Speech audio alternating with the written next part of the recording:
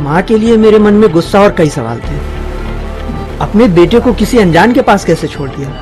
मुझे अपनाया क्यों नहीं? मेरा नाम नहीं, लेकिन मेरे बारे में इतना जान लीजिए कि मैं रेप से पैदा हुआ एक बेटा हूँ। नमस्कार, दी भारत क्राइम तक में आप सभी का स्वागत। एक बार फिर से हम एक ऐसी कहानी लेकर आए हैं जो समाज में घट रही सबसे बड़ी दरिंदगी की कहानी है, जिसका नतीजा यह है कि एक शख्स पिछले 25 सालों से अपनी पहचान के लिए समाज से लड़ रहा है। जी, मेरा जन्म 1995 में हुआ, लेकिन अपनी माँ से पहली मुलाकात 2009 में हुई। उस दिन मैं उनसे लिपटकर बहुत रोया। मेरे जन्म के तुरंत बाद माँ के घर वालों ने मुझे किसी गांव में गोद दे दिया था। जी है, मामला यह है शाहजहांपुर का, जहां पर एक महिला के साथ पिछले 25 साल पहले 3 लोगों ने मिलकर रेप किया था। और उस रेप के बाद जिस शख्स का जन्म हुआ, वो शख्स आज भी अपनी पहचान के लिए लड़ रहा है, क्योंकि वो करीब 24 सालों तक अपनी माँ से दूर रहा। बाप कौन है उसे खुद नहीं पता। तो इस कहानी की हम शुरुआत करें। सबसे पहले हम आपको उस शख्स की वो कहानी सुनाते हैं, उसके बाद इस कहानी पर हम लौट कर आएंगे और फिर से चर्चा करेंगे। माँ के लिए मेरे मन में गुस्सा और कई सवाल थे। अपने बेटे को किसी अनजान के पास कैसे छोड़ दिया? मुझे अपनाया क्यों नहीं? मेरा नाम नहीं, लेकिन मेरे बारे में इतना जान लीजिए कि मैं रेप से पैदा हुआ एक बेटा हूँ। वो बेटा जिसने अपनी माँ को न्याय दिलाने के लिए लड़ाई लड़ी। मेरा जन्म 1995 में हुआ, लेकिन अपनी माँ से पहली मुलाकात 2009 में हुई। उस दिन मैं उनसे लिपटकर बहुत रोया। मेरे जन्म के तुरंत बाद माँ के घर वालों ने मुझे किसी गांव में गोद दे दिया था। जब स्कूल जाने लगा तब मेरी मुश्किलें बढ़ने लगी। बच्चे मुझसे मेरे पिता का नाम पूछा करते, कहते थे कि तुम इस गांव के नहीं हो। इन बातों का मेरे पास कोई जवाब नहीं था। बड़ा हुआ तो समझ आया कि लोग मुझे देखकर रास्ता बदल लेते, बाप का नाम पूछकर जलील करने की कोशिश करते। मैं तब भी चुप रहा। एक दिन तंग आकर मैंने गांव वाली मम्मी से पूछा, मैं कौन हूँ, मेरी असलियत क्या है?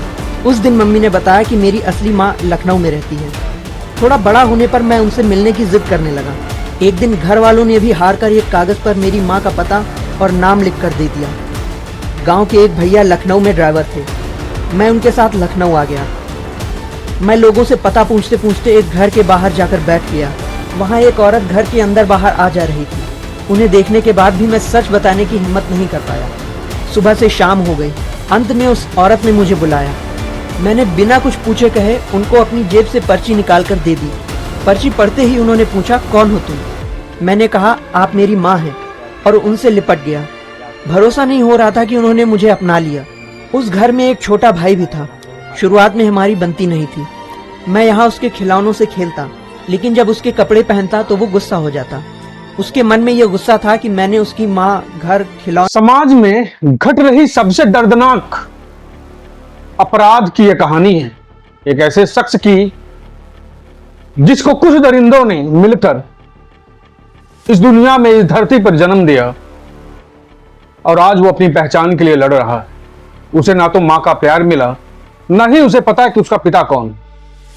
माँ ने लोग लाज के डर से उस लड़के को अपने किसी जानने वाले पड़ोसी गांव में भेज दिया, जिनके यहाँ संतान नहीं थी। वो वहीं से पला बढ़ा और धीरे धीरे शुरू हुई ये कहानी, यहीं से शुरू होती है।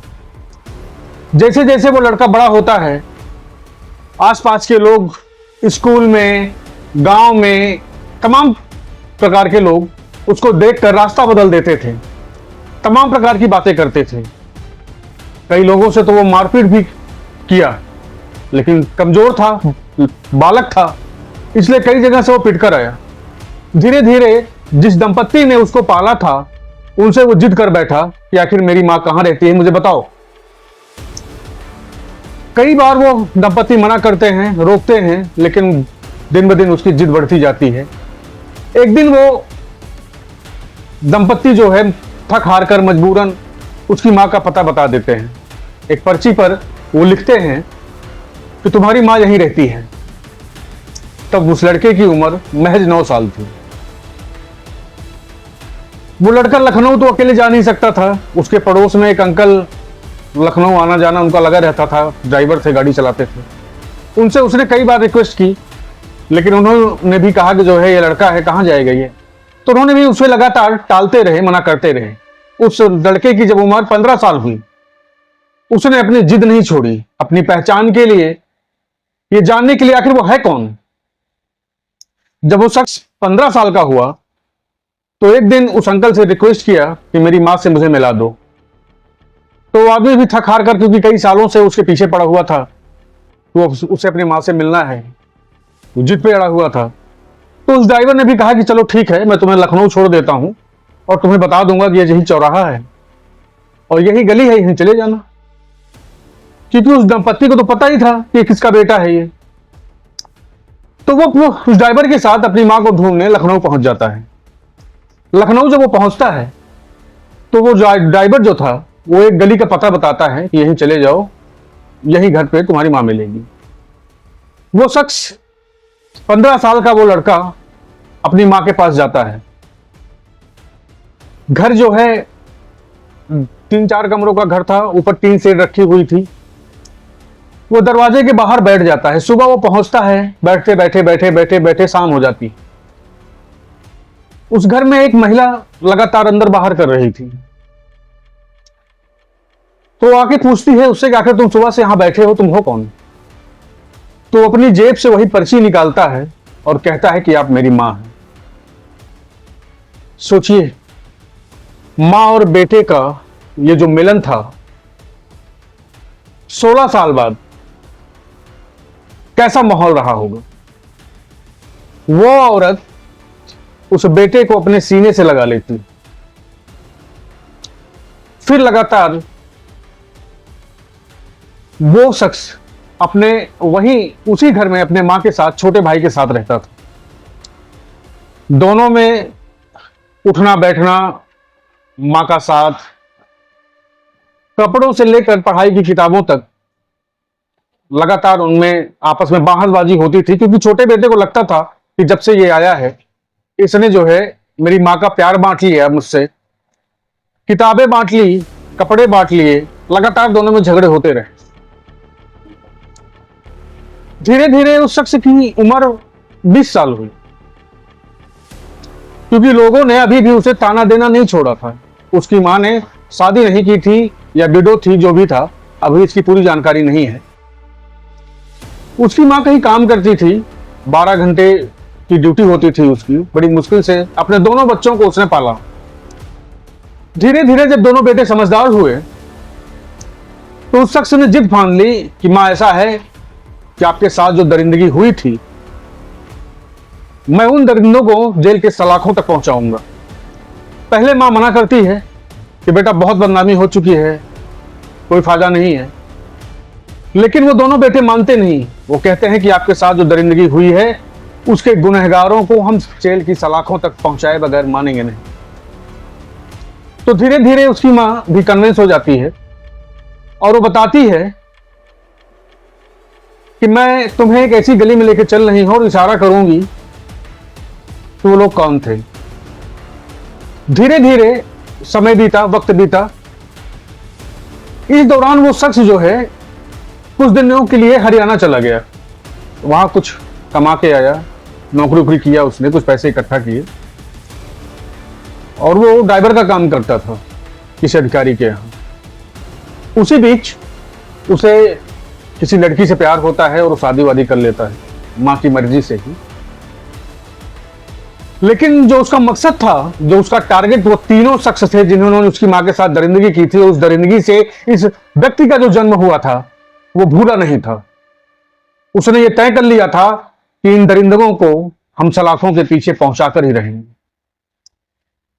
उसके बाद उस शख्स ने उन तीनों के खिलाफ कोर्ट में एक अपील दायर की कि इन तीनों ने मेरी मां के साथ 25 साल पहले दरिंदगी की थी, जिसका उदाहरण मैं हूं, उनकी दरिंदगी का नतीजा मैं हूं, जो पिछले 24 सालों से इस समाज का ठोकर खा रहा हूं, जगह जगह ठोकर खा रहा हूं, लोग ताने दे रहे हैं। आखिर मेरा कसूर क्या है। सुनवाई शुरू हुई। लगातार इस शख्स से और उसकी मां से ऐसे भद्दे भद्दे सवाल होते रहे, गंदे गंदे सवाल होते रहे। वकीलों ने इसकी मां से या इस शख्स से ऐसे ऐसे सवाल भी किए कि तुम्हारी मां इन तीनों के पास अपनी मर्जी से गई थी और पैसे नहीं दिए, इस वजह से तुम आज इतने साल बाद आरोप लगा रहे हो।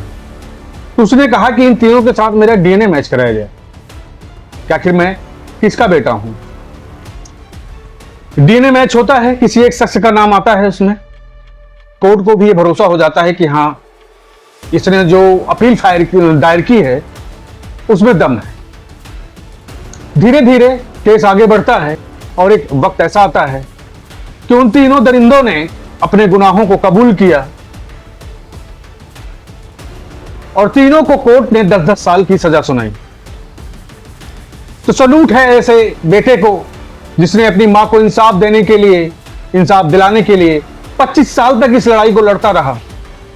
और वो ऐसा शख्स जिसे समाज के हर व्यक्ति ने गाली दी, न जाने कितने कितने भद्दी भद्दी गालियां उसे मिली होंगी और हो सकता है कि आगे भी उसे मिले, लेकिन अगर इसे हम कलयुग का कर्ण कहें तो गलत नहीं होगा। आप सभी से मेरा अनुरोध है कि अगर आपको कहानी सही लगी हो तो इसे कम से कम 10 लोगों में शेयर करें। बलात्कार हमारे समाज में एक ऐसा घिनौना अपराध है जो इंसान को सिर्फ शारीरिक ही नहीं, उसकी आत्मा को भी मार देता है। और आप अंदाजा लगाइए कि एक औरत के साथ 25 साल पहले ऐसा दर्दनाक घटना घटी हो जिससे उसने एक बेटे को जन्म दिया हो और उस बेटे की पहचान, वो बेटा अपनी पहचान के लिए दर-दर की ठोकरें खा रहा हो। तो उन तीनों दरिंदों के साथ जो हुआ वो बिल्कुल जायज था, बिल्कुल सही था। क्या है आपकी राय? कमेंट करके हमें बॉक्स में जरूर बताएं। मिलेंगे एक नई कहानी के साथ, तब तक चलते हैं। अपना और अपनों का ख्याल रखिए। मिलते हैं फिर एक बार दी भारत खबर टाइम तक में। जय हिंद, जय भारत।